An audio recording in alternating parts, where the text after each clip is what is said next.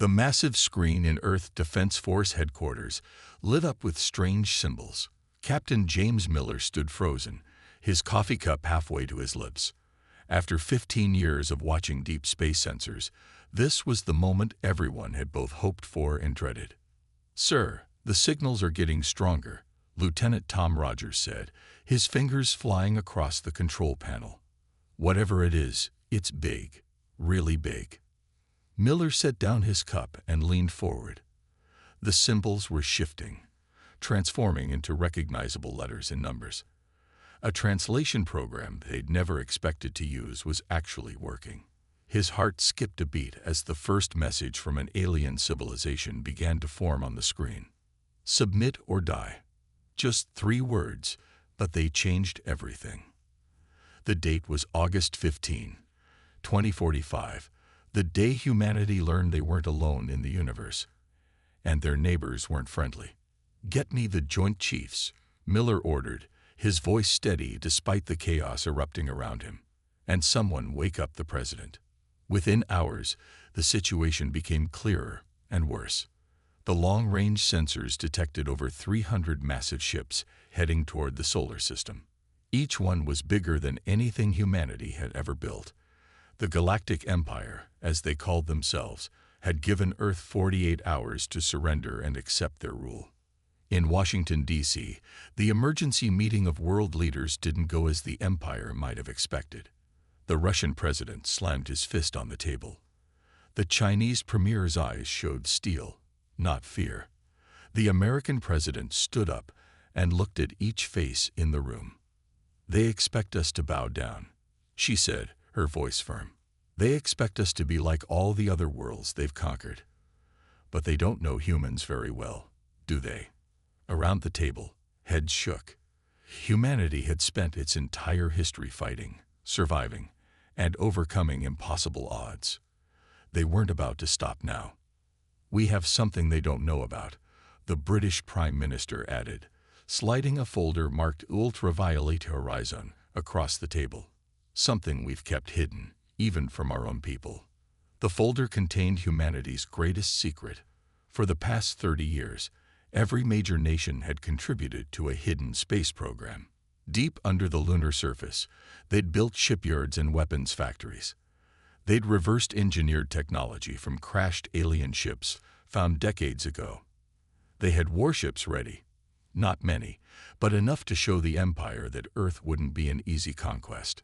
Back at Defense Force HQ, Miller watched as the world changed. For the first time in human history, all nations released their military secrets to each other. Chinese stealth technology merged with American energy weapons, Russian battle tactics combined with Japanese artificial intelligence, Indian shield systems integrated with Brazilian targeting systems. "Sir," Rogers called out, "you need to see this." The main screen showed thousands of smaller ships emerging from the Empire's fleet. They were sending a message: resist, and face total destruction. Miller smiled. The Empire thought they were dealing with primitive savages who would crack under pressure. Instead, they'd awakened a sleeping giant. Humanity had spent its entire existence fighting itself, developing weapons and tactics that the Empire couldn't imagine. "Send our response," Miller ordered. The message was simple: humanity accepts your challenge. As the words transmitted across space, ships began launching from hidden bases on the Moon, Mars, and deep in the asteroid belt. The Empire's scouts reported back in confusion. The primitive planet they'd come to conquer had teeth, sharp ones. Miller watched as the first wave of Earth's defenders moved into position. They weren't many, but they carried humanity's greatest weapons: innovation, determination, and the absolute refusal to submit to tyranny. The First Interstellar War was about to begin, and humanity intended to teach the Empire a lesson they'd never forget. Commander Anna Mitchell stood in the massive underground chamber of Luna Base Alpha, watching as robots assembled another warship. The Empire would never expect this. A shipyard larger than 10 football fields, hidden beneath the Moon's surface. "Status report," she called out to her engineering team. "Destroyer Class Mark 7 is at 89% completion. Chief Engineer Peter Wells replied, his voice echoing in the vast space.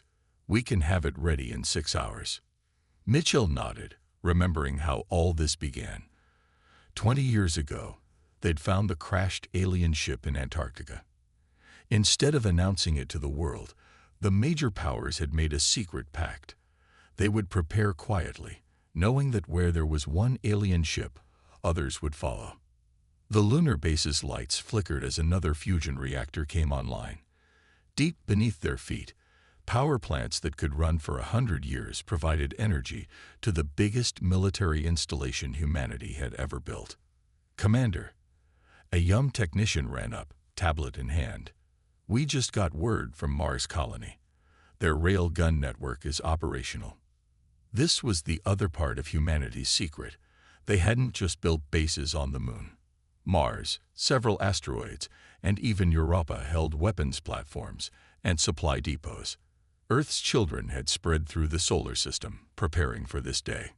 In another chamber, Dr. Robert Thompson was preparing to show military leaders their newest weapon. The quantum torpedo looked simple, just a metal cylinder about 3 meters long. But inside, it held technology that even the Empire didn't have. "The aliens rely on energy shields," Thompson explained to the gathered officers. "But our quantum torpedoes don't care about shields. They phase through them like they're not even there." General David Wilson picked up one of the smaller weapons. "And you're sure these will work?" Thompson smiled. "We tested them on the shield technology we recovered from the Antarctica crash. Same type the Empire uses. These torpedoes cut through them like butter." Meanwhile, in the command center, Mitchell reviewed the defense plans. Hundreds of satellites armed with lasers and railguns orbited Earth, disguised as communication devices. Anti-ship mines floated in the asteroid belt, waiting to be activated. And in the Kuiper belt, automated factories built more weapons every day. "Message from Earth Defense Force," her communications officer announced. "Captain Miller reports the Empire fleet will reach Jupiter's orbit in 72 hours. Mitchell walked to the main window overlooking the shipyard. 20 years of preparation were about to be tested. 500 ships stood ready. Not as many as the Empire had, but these ships were different. They combined stolen alien technology with human innovation in ways the Empire wouldn't expect. "Show me the Nightmare class," she ordered. The hologram displayed their newest creation. It looked like a normal destroyer, but inside it carried a weapon that broke several laws of physics. The dark matter cannon could tear holes in space itself. The Empire's mighty shields wouldn't help when the space they occupied simply ceased to exist. "All personnel to battle stations," Mitchell announced over the base's speakers. "This is not a drill. Repeat, this is not a drill."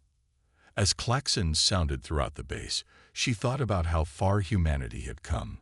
They'd turned their greatest weakness, their constant preparation for war, into their greatest strength.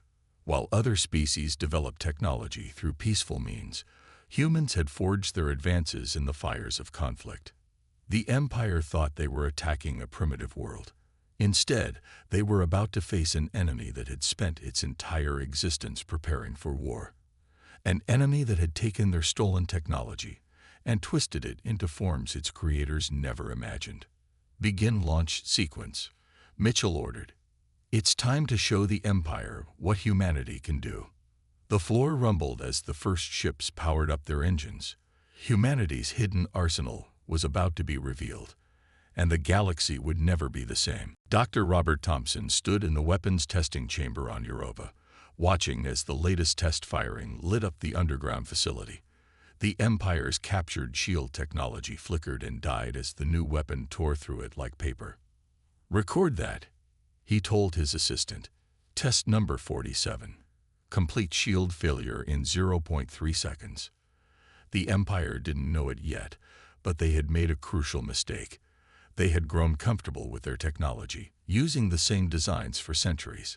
Humanity, isolated and paranoid, had been forced to think differently. In another part of the facility, technicians were loading quantum torpedoes into the destroyer Thunderchild. The ship's captain, Mark Anderson, watched with pride. His vessel might look small compared to Imperial ships, but it carried enough firepower to destroy a dreadnought. The Empire thinks size matters, Anderson said to his crew. Let's show them why they're wrong. The Thunderchild's main weapon wasn't its torpedoes. Hidden within its hull were thousands of tiny robots, each smaller than a fingernail. Once released, they would eat through enemy ships like acid through paper. The Empire had never seen nanobots used as weapons. They were about to learn why that was a mistake. Back on Luna Base, Commander Mitchell was reviewing the latest intelligence. The Empire's ships used standard plasma weapons and energy shields. Their tactics were predictable, overwhelming force applied directly. They had no concept of guerrilla warfare or hit-and-run tactics. Show me the scan of their flagship, she ordered.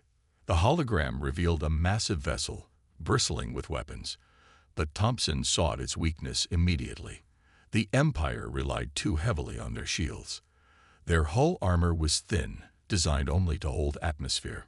One failed shield generator, and the ship would be helpless. Their arrogance will be their downfall, Mitchell said. They've forgotten how to innovate. In the engine testing facility, engineers were putting the finishing touches on the dark matter drive. Unlike the Empire's normal space engines, these drives bent reality itself. Earth ships could appear to be in one place, while actually being kilometers away.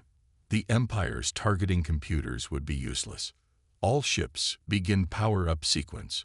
Mitchell's voice echoed through the base. Battle formations in 30 minutes. Throughout the solar system, humanity's defenders moved into position.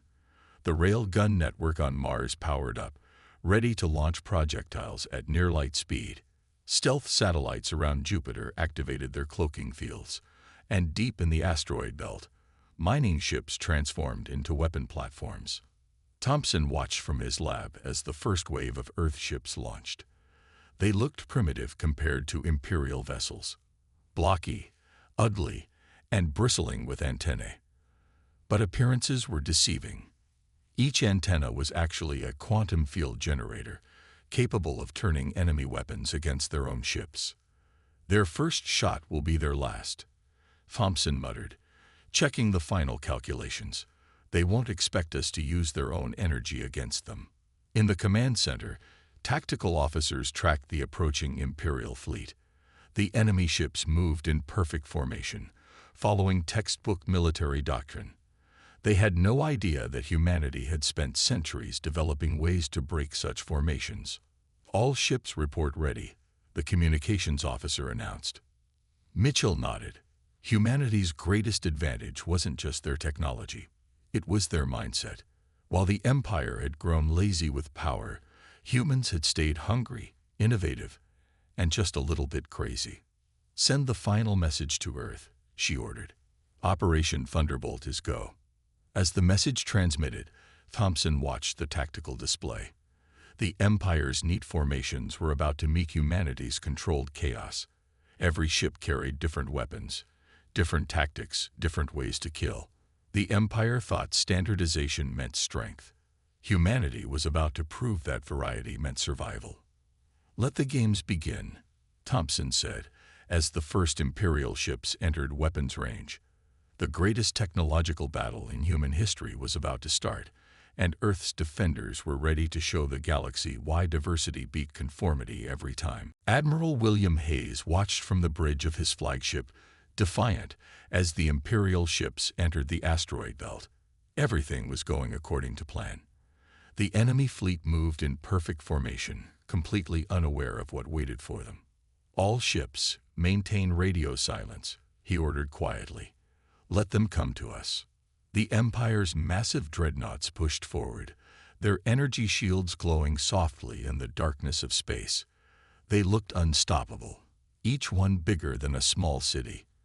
But Hayes smiled. Size wouldn't matter in what was coming next. Target locked on lead vessel, his weapons officer reported. Quantum torpedoes ready. Hayes waited. The Empire's ships were moving exactly as predicted, following standard military doctrine, without a thought that someone might have studied their tactics for decades. Now, The battle began in total silence. The first Imperial dreadnought simply disappeared, torn apart by weapons that ignored their mighty shields. Before they could react, two more vanished into clouds of debris. All ships, execute pattern Delta, Hayes commanded. Hit and fade. Earth's defenders emerged from their hiding places among the asteroids. Small, fast ships darted between the rocks, firing their weapons before disappearing again. The Imperial fleet's neat formation broke apart as they tried to target the elusive Earth vessels. "They're launching fighters," the sensor officer reported. Hayes nodded. The Empire's fighter ships were impressive, but they were about to learn a harsh lesson.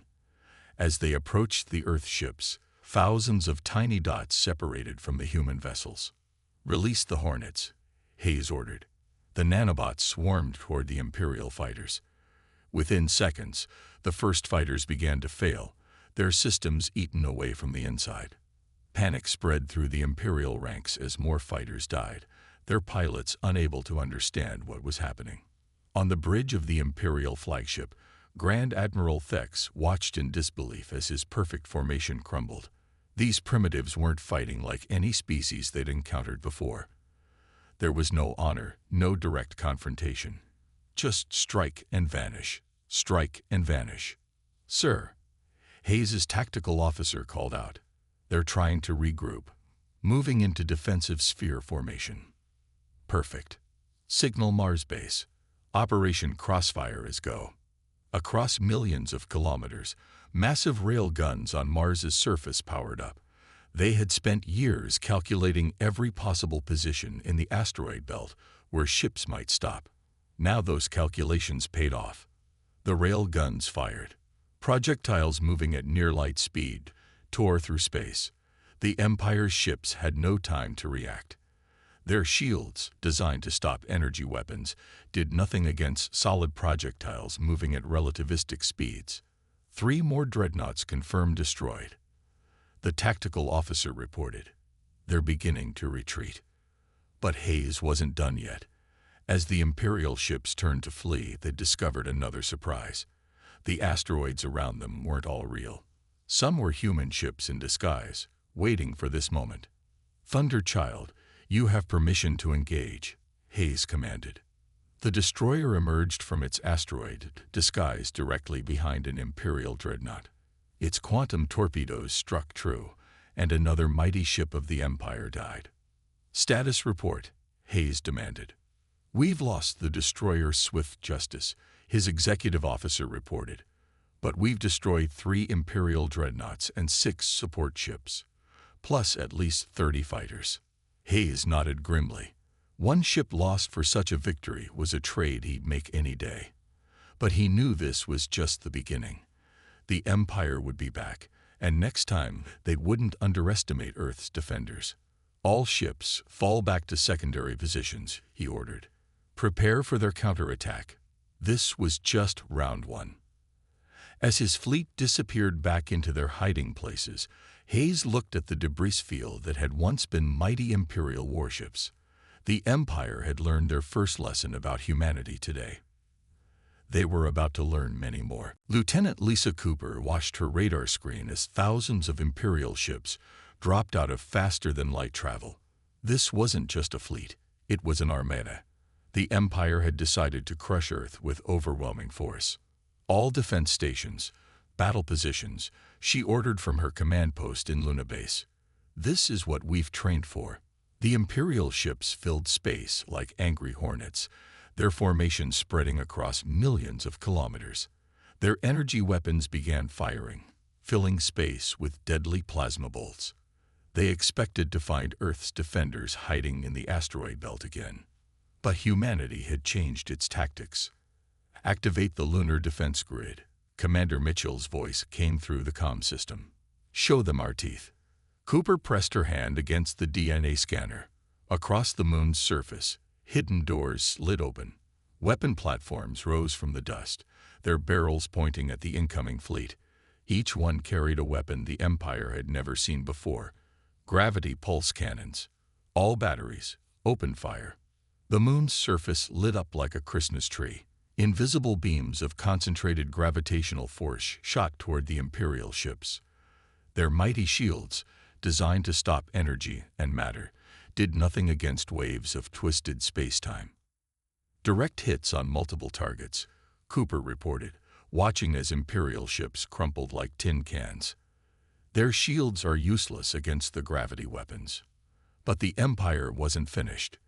Their ships launched millions of missiles, creating a wall of death heading toward Earth. This was their standard tactic, overwhelming firepower to crush any resistance. Cooper smiled. They'd expected this too.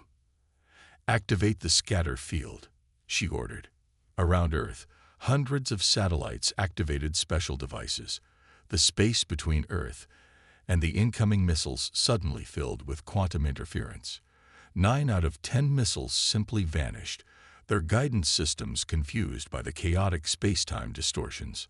The remaining missiles met Earth's last line of defense, the atmospheric laser grid. The sky lit up as thousands of ground-based lasers tracked and destroyed the incoming threats. "Mars base reports ready," her communications officer announced. "Rail guns are charged and targeted." Cooper nodded. "Tell them to hold fire. Wait for my signal." The Imperial fleet pressed forward, absorbing losses but still coming. Their numbers were staggering. For every ship they lost, 10 more took its place. They thought they could win through sheer force. "Now," Cooper ordered. Mars's rail guns fired again, but this time they weren't shooting normal projectiles.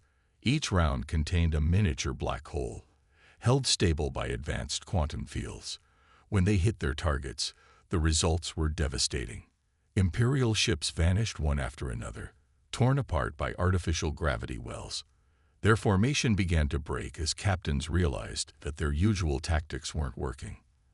"They're pulling back," someone reported, "regrouping at Jupiter's orbit." But Cooper knew better. No, they're not retreating. They're gathering for their final push. "All stations, prepare for close combat." The Imperial fleet proved her right. Their ships suddenly accelerated to maximum speed, trying to overwhelm Earth's defenses through sheer momentum. They had never failed to conquer a world before, and they weren't going to start now. "Activate the Titan protocol," Cooper commanded. Deep under the lunar surface, a special weapon powered up. Something humanity had built but hoped never to use. A device that could tear a hole in the fabric of space itself. "Titan device at full power," the weapons officer reported. "Ready to fire." Cooper took a deep breath. The Empire was about to learn why you should never push humanity into a corner. They didn't just prepare for war. They prepared for absolute victory. Fire. Space itself screamed as the weapon activated. The Empire's mighty armada was about to discover that humanity's greatest weapon wasn't their technology. It was their willingness to do the unthinkable to protect their home. Grand Admiral Thex stood on the bridge of his flagship, Imperial Glory, watching in horror as the impossible happened. A massive hole in space itself had opened in the middle of his fleet, swallowing ships whole. In 300 years of Imperial conquest, he had never seen anything like this. "Status report," he demanded. "We've lost contact with the entire Third Fleet," his officer responded, voice shaking. "The Fourth and Fifth Fleets are trying to retreat, but that thing is pulling them in." The humans had done something unthinkable. They had weaponized space itself. Ships that got too close to the rupture simply disappeared, torn apart by forces beyond Imperial science. Meanwhile, on the Lunar Command Center, Lieutenant Cooper watched the chaos with grim satisfaction. The Titan protocol had worked exactly as designed, creating a controlled space-time rupture that targeted anything with an active energy shield. "Imperial ships are breaking formation," she reported. "Their command structure is failing." Admiral Hayes saw his chance. "All Earth ships, execute attack pattern Omega. Show them what happens when you corner humanity." Earth's fleet emerged from hiding, striking the disorganized Imperial forces from all directions. The Thunderchild led the charge, its quantum torpedoes tearing through enemy ships like paper. Behind it, dozens of smaller ships released their swarms of nanobots, eating through Imperial hulls. On his flagship, Thex made a terrible realization. These humans weren't just fighting back. They were winning. His mighty armada, the pride of the Empire, was being torn apart by weapons that shouldn't exist. "Pull back," he ordered. "All ships, emergency retreat." But retreat wasn't as simple as he hoped.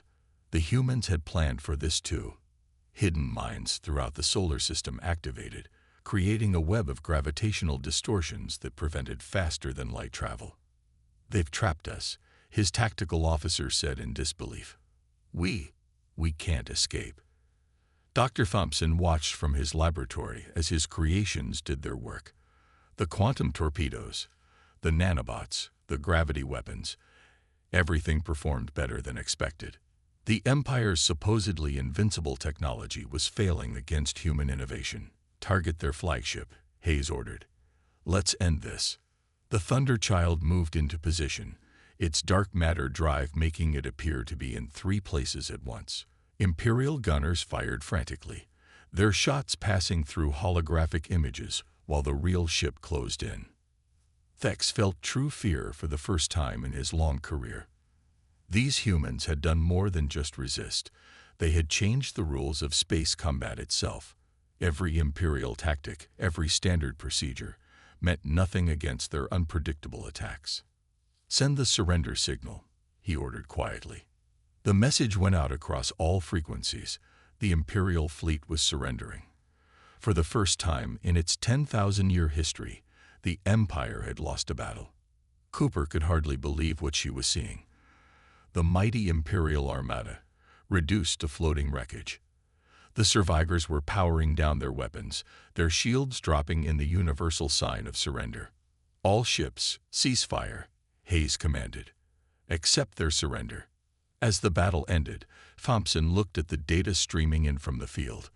The Empire's technology, while advanced, had become stagnant. They had stopped innovating, stopped thinking of new possibilities. Humanity's isolation had forced them to think differently, to try things that the Empire had never imagined. "Send word to Earth," Cooper said. "Tell them it's over. We won." The news spread across the solar system. Humanity had done the impossible. They had defeated the undefeatable Empire, but more importantly, they had proved something that would change the galaxy forever. The biggest empire could fall to the smallest world, if that world refused to give up. The Empire's defeat would echo across the galaxy. Other enslaved species would hear how Earth had stood up to their oppressors. A new age was beginning, one where the Empire's power was no longer absolute. Captain James Miller stood on the bridge of the newly commissioned starship Unity, looking at the captured Imperial ships being studied in Earth's orbit. 2 months had passed since the Great Battle, and humanity was ready to take its next step into the galaxy. "All systems check complete," Lieutenant Rogers reported from his station. "We're ready for our first diplomatic mission." Miller nodded. After defeating the Empire's invasion force, Earth could have launched a counterattack. Instead, they had chosen a different path. The Unity carried not weapons, but a message for the galaxy. In the ship's conference room, Grand Admiral Thex sat with Earth's leaders. His once proud uniform was clean but simple now, stripped of Imperial ranks. He had spent weeks helping humanity understand the galaxy they were about to enter. "There are 17 species currently under Imperial rule," Thex explained, his voice heavy with newly gained respect. "None of them ever imagined resistance was possible. Until now." Commander Mitchell pulled up a holographic map of known space, "and we're going to show them that freedom is possible, not through conquest, but through cooperation." The Unity's mission was simple but powerful. They would visit each enslaved world, sharing Earth's defensive technology. The Empire's power had always depended on their subjects believing resistance was impossible. Earth had proved them wrong. Dr. Thompson entered the conference room, carrying a data crystal. "The technical packages are ready. Shield designs, quantum weapons, dark matter drives, everything we use to win our freedom. But more importantly, We're sharing our way of thinking. That was humanity's real gift to the galaxy. Not just technology, but the spirit of innovation, the willingness to try new ideas, the refusal to accept limitations. Message from Luna Base, Rogers announced. The first Imperial colony world has already revolted. They're requesting Earth's assistance. Miller smiled. Just as they'd predicted, news of the Empire's defeat was spreading fast. Centuries of oppression were about to end, not through violence, but through the spread of hope. Plot a course for the Centauri colonies, Miller ordered. It's time to show the galaxy there's another way. The Unity's engines powered up, using technology that merged human innovation with Imperial science. They had learned that neither pure human tech nor pure Imperial tech was the answer. The real power came from combining both, just as the real strength came from worlds working together. In his quarters, Thex watched Earth grow smaller through his window. He had expected to hate these humans who had destroyed his fleet. Instead, he found himself admiring them. They had beaten the Empire not through brute force, but through creativity and determination. "We're ready for jump," Rogers reported. Miller took one last look at Earth. Humanity had survived its first contact with alien life. Not just survived, but thrived. They had proved that being less advanced didn't mean being less capable. "Send the final message to Earth Command," he ordered. The message was simple. We go forth not as conquerors, but as liberators. Earth stands ready to help any world that wishes to be free.